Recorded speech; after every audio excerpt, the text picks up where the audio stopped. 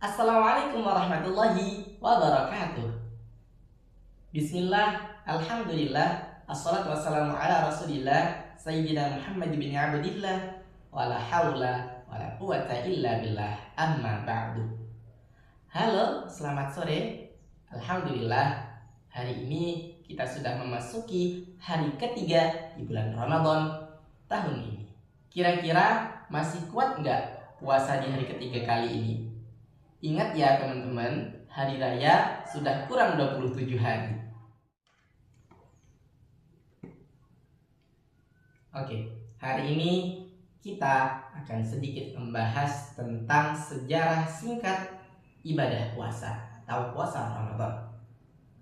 Di dalam Al-Quran mengabarkan bahwasannya kewajiban puasa tidak hanya diberikan untuk umat Islam saja, akan tetapi puasa juga diberikan kepada nabi-nabi dan umat-umat sebelumnya. Para nabi dan umatnya terdahulu juga sudah melaksanakan puasa, akan tetapi tata cara dan praktiknya berbeda. Kalau dulu para nabi dan umat-umatnya mereka disuruh berpuasa pada tanggal 13, 14, 15 pada bulan Hijriah. Dan juga mereka diperintahkan untuk berpuasa pada tanggal 10 Muharram atau puasa Asyura seperti umat Yahudi sebelumnya. Kemudian ketika Rasulullah Shallallahu Alaihi Wasallam pada saat itu diperintahkan untuk berpuasa pada tahun kedua setelah hijrah. Pada saat itu, perintah berpuasa tidak seperti puasa yang kita jalankan seperti hari ini, yaitu menahan segala sesuatu yang membatalkan puasa, mulai dari terbitnya fajar hingga terbenamnya matahari, atau mulai dari subuh hingga waktu maghrib. Kalau dulu waktu Nabi Muhammad mendapatkan perintah berpuasa, pada saat tersebut tidak langsung berpuasa, akan tetapi terdapat beberapa tahapan di dalam perintah berpuasa Ramadan. Lantas bagaimana tahapan-tahapan tersebut? Kita bahas selanjutnya. Seperti halnya disebutkan oleh Syekh Khalid Ibnu Abdurrahman dalam kitabnya As-Shawmu Junnatun di halaman 17. Tahapan yang pertama, pada saat itu ayat perintah tentang berpuasa belum turun kepada Rasulullah SAW.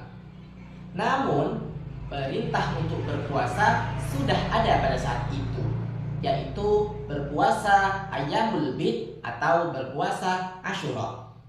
Puasa Ayyamul Bid yaitu puasa pada tanggal 13, 14, 15 pada setiap bulan Hijriah, dan puasa Asyura yaitu puasa pada tanggal 10 Muharram pada setiap tahunnya.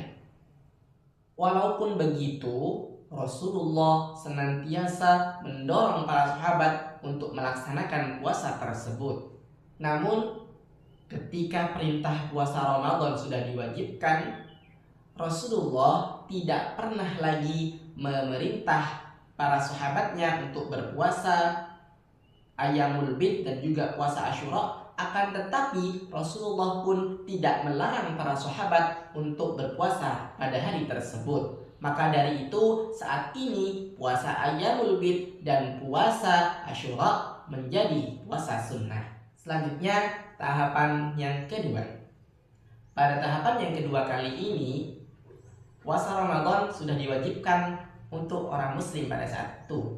Akan tetapi pada saat itu Rasulullah masih memperbolehkan para sahabat yang tidak mampu berpuasa untuk membayar fidyah. Artinya para sahabat yang sudah mampu menjalankan puasa, maka dia diwajibkan untuk berpuasa. Akan tetapi para sahabat yang tidak mampu berpuasa, mereka diharuskan membayar fidyah. Apa sih fidyah itu?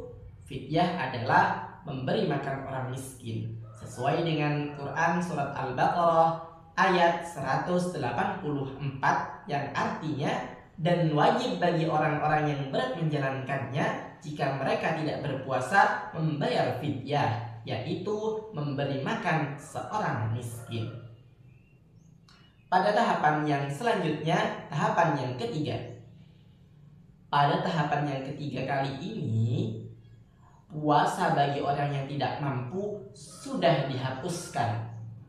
Maka dari itu, pada tahun tersebut puasa diwajibkan untuk semua umat muslim, kecuali orang-orang yang sedang sakit dan orang yang bepergian jauh. Pada saat itu semua para sahabat dan umat muslim yang ada pada masa tersebut semuanya diwajibkan berpuasa. Selanjutnya tahapan yang ketiga. Pada tahapan yang ketiga kali ini semua orang muslim pada saat itu dan juga para sahabat diwajibkan untuk berpuasa, alias keringanan untuk tidak berpuasa sudah dihapus.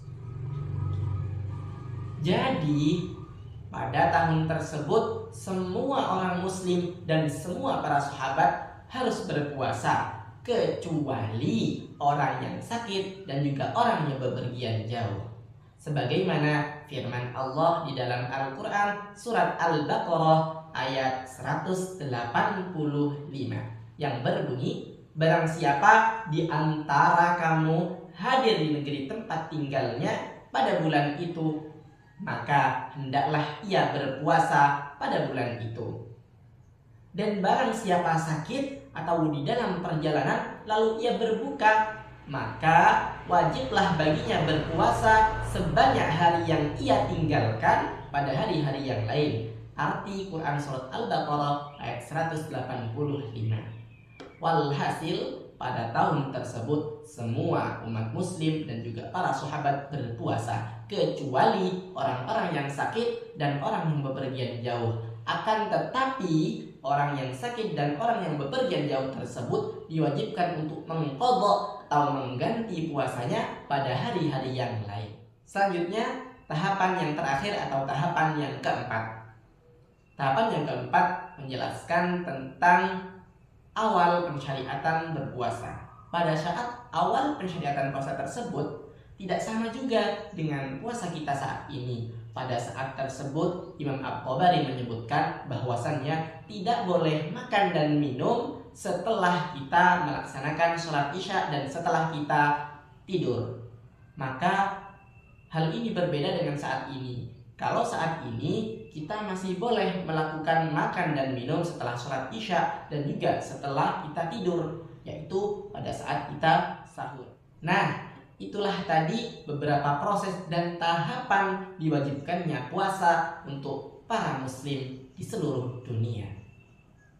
Hal itu tidak lepas dari yang namanya kasih sayang serta kelembutan Allah Subhanahu wa Ta'ala. Seperti halnya firman Allah di dalam Al-Quran surat Al-Baqarah ayat 185 yang artinya Allah menghendaki kemudahan bagimu dan tidak menghendaki kesukaran bagimu, dan hendaklah kamu mencukupkan bilangannya dan hendaklah kamu mengagungkan Allah atas petunjuknya yang diberikan kepadamu supaya kamu bersyukur. Sekian, wallahu muwaffiq ila aqwamit thoriq. Wassalamualaikum warahmatullahi wabarakatuh.